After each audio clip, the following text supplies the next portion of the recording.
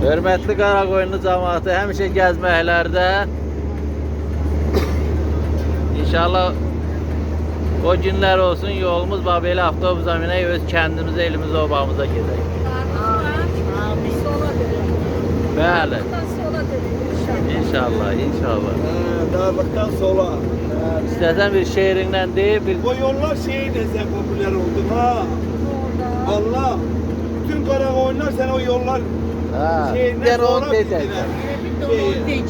Ondan sonra hamı oldu, Cahil sonra karın ne güzellik. Sen öz ait orayanda mesela tanırdın. Seni Karacaman harada tanırsın? onda onu bir söyle bir. Ona göre dediler ki bu yolu sen açıpsan.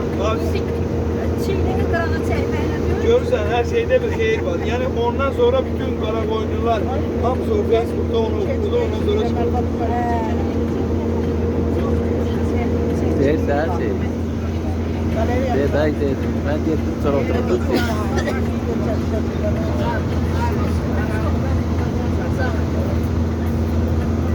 Yaxşı, ona soracağım. Ha, Resul müəllim bir işte suratlardan da dedi, ha?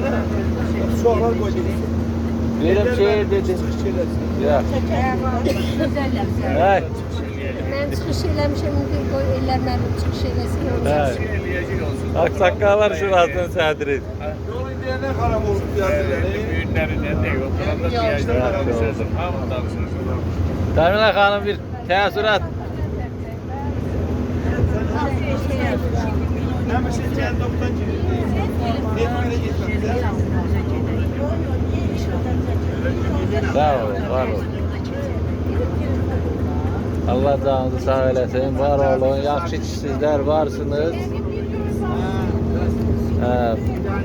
Burnu yollar, yaxşı gələsiniz.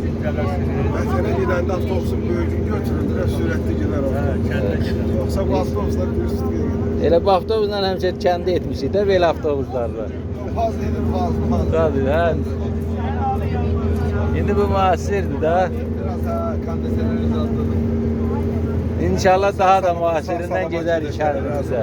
Sağ olun, sağ olun. İnşallah. Qaraqaya, Yanıqbəy, Gölkənd, Çaykənd, Bərəvət, Əmirxeyl, Cılıqlı. Sala. Bəli, Salah kəndi. Sala. Təbriklər. Mırteyit. Akçısı. Hə. Mənim çox sağ ol. Haqqıqlı. Allah canına dəyməsin. Allah'tan arzum bu da bak. Kollektiv kesin onun deresinde yaxşı yesin iştirdi. Mayokka kesin. Seferde mayokka da kendisi de olur. İnşallah. İnşallah, Yani inşallah. öyle diyor. Güzel arzulardır. Var Video olun. Qatar qalsında gezək. Hə. Səs verən qadı gezək. Səs verən qarı-bölündə keçən qulaqlar var idi. Hə, Cəfər, bir sözün de. Sən də bir söz de. Kulağın adı ne? Aha.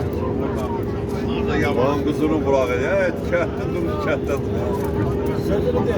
Sen Dedim de ha. İnşallah. İnşallah gidərik vətənə, gəzərik o torpaqları. O yerləri gəzərik Allah'ın böyük hükmündə. İnşallah, inşallah.